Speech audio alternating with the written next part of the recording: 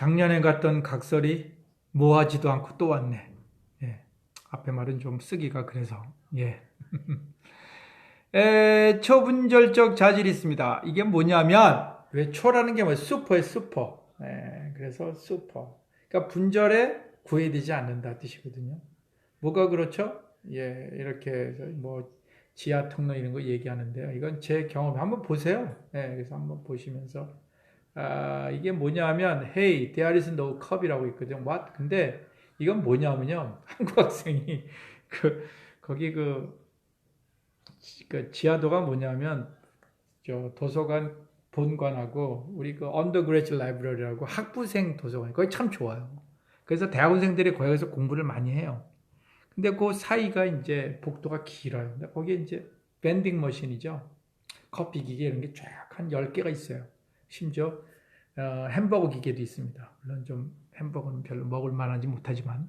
그래서 거기서 이제 사람들이 한국 사람들 뭐 도서관 가면 밖에서 더 많이 떠들죠. 예. 또 뭐 당시에 어려운 시대 아닙니까? 제가 갔을 때는 뭐 전두환 노태우 시절이니까 예, 정치 얘기 많이 하고 그러죠. 예, 그럴 때 이제 거기서 앉아서 얘기하는데 조그만 의자들이 있거든요. 그런데 이제 한 친구가 그 한국 사람인데 커피 기계가 안 되는 거예요. 왜냐하면 했더니 물만 나오고 컵이 안 나와. 그러니까 외국인이 하려고 그랬더니 한 친구가 Hey, there is no cup 이랬어요. 그랬더니 못 알아듣는 거예요. 왜 못 알아들을까? 단어는 다 맞는데 문법적으로 다 맞잖아요. 근데 왜 못 알아들을까? 근데 발음이 문제였어요. 소위 억양이죠. Hey, there is no cup. 이렇게 해서 there is no cup 하든가 또는 no가 강조하죠. Hey, there is no cup 이래야 되는데 there is no cup. 무슨 경상도 말도 아니고 전라도 말도 아니고 충청도 말도 아니고 외국인이 한 두 번 묻더니 그러더니 가버리는 뭐지?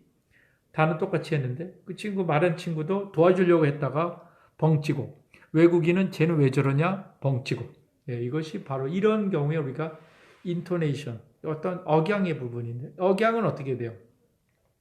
억양이 중요해요. 자 보세요. There is no cup을 There is no cup 그럼 질문이 되잖아요. There is no cup 그럼 서술문이 되잖아요. 그러니까 억양 하나 가지고 어떻게 대립이 되는 거죠. 문장 의미가 대립이 되잖아요. 그러니까 정확히 말을 안 하면 못 알아듣는 거예요. 단어를 정확하게 나열했음에도 불구하고. 그러니까 아하, 인토네이션, 억양도 마치 음소처럼 대립이 될 수 있구나. 그런데 얘들은 어떻게 한 소리에 된 게 아니라 문장, 구의 전체에 걸려 있잖아요. 그러니까 딴 건 아까 분자들이 소리 하나하나 했잖아요. 아까 P하고 뭐가 T, pen, ten 이런 것처럼. 근데 이것은 there is no cup, there is no cup 만약에 질문한다면 이런 경우에 우리가 올리고 내린 것 때문에 완전히 대립이 되잖아요. 의미상. 그 두뇌가 정확하게 알아듣죠. 올리면 질문이고 내리면 사실을 전달하는 것이라고. 그런데 한 소리가 아닌 전체의 구성이 거의 절까지 가는 거 아닙니까? 이렇게 역할하는 소리의 역할. 소리의 범주가 그만큼 크면 뭐라고 그런다? 우리가 그것을 초분절적 역할을 한다. 이렇게 얘기를 하는 거예요. 그러니까 나중에 이제 영어를 공부할 때 뭐를 해야 돼요? 우리가 소위 이렇게 억양까지. 그래서 결국 듣기 시험은 뭐예요?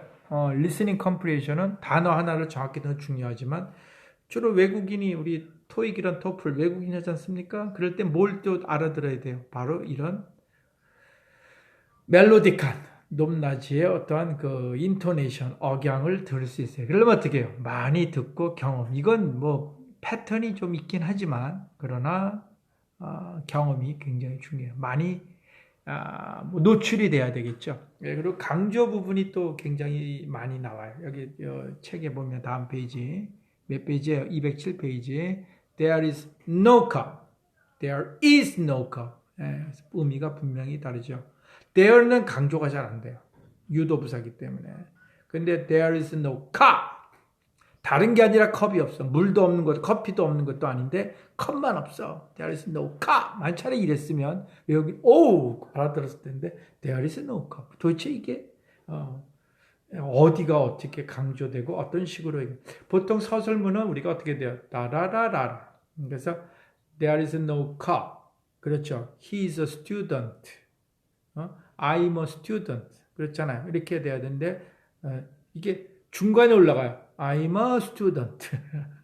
그러니까 이게 뭐지? student가 올라가야 되는데 stew가 이런 경우들이 됩니다. 우리 한국 언어에는 억양이 없는 건 아닌데 영어의 억양 패턴과 다르기 때문에 영어 모국 가정 아닌 경우에 공부를 많이 해도 그래서 한국 사람이 영어가 좀 어색하게 들리는 건 바로 이러한 그 억양의 부분, 멜로딕하게 또 리듬도 마찬가지예요.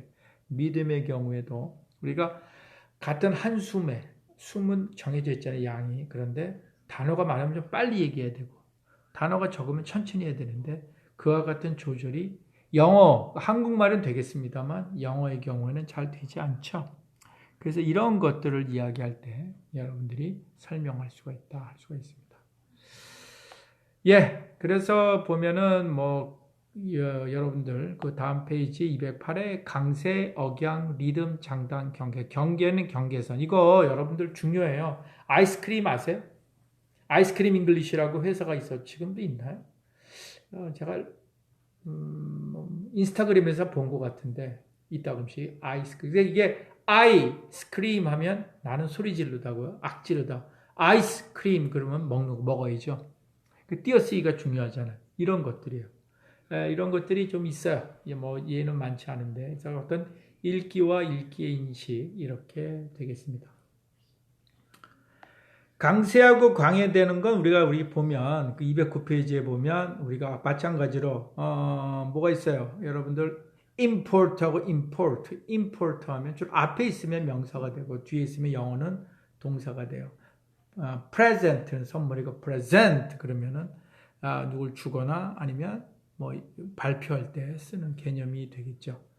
그래서 이러한 것들, 그래서 우리가 permit 다음 페이지 나오죠. 이렇게 여러분들이 그림이 납니다. 그래서 시 읽을 때 특히 the curfew, toast, the net, par 이런 식으로 시를 읽을 때 여러분들이 나올 수 있습니다. 그래서 억양과 의미 전달 211페이지에 내려가고 올라가고 이런 게 또 우리가 톤이 똑같을 때 숫자 셀 때 하죠. 1, 2, 3, 4 끝에 가서 10 그렇지 않습니까? 예, 이렇게 얘기하는 거 그러한 리듬에 대한 것도 설명이 됩니다.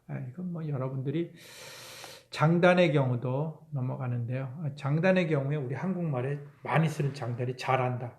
기분 나쁘면 어떻게 잘한다. 예, 50점 맞아봤어요. 30점. 그러니까 아들한테 딸한테 잘한다. 신나 춤추면 안 되겠죠?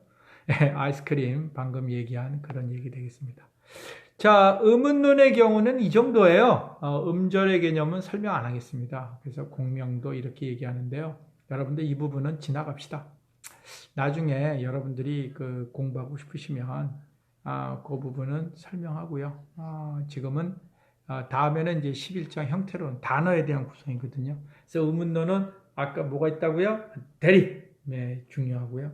그리고 대립자들은 미니멀 페어를 통해서 확인하고요. 그걸 음서라고 부른다. 음서들이 또 위치가 달라지는 걸 변이, 이음이라고, 변이음이에요. 이음이라고 부르고, 걔들을 모으며 진정한 하나의 소리의 그 전체 구성이 우리가 확인된다. 그래서 그러한 소리 하나를 특성하는 걸 우리가 뭐라고 그런다? 변별적 자절, 유성, 무성 같은 경우, 이런 경우들을 생각할 수 있습니다. 유성, 무성은 한국말에 안 쓰이기 때문에 한국말의 기역, 쌍기역, 키읔은 좀 다른 방법을 써야 됩니다. 지금은 중요하지 않아서.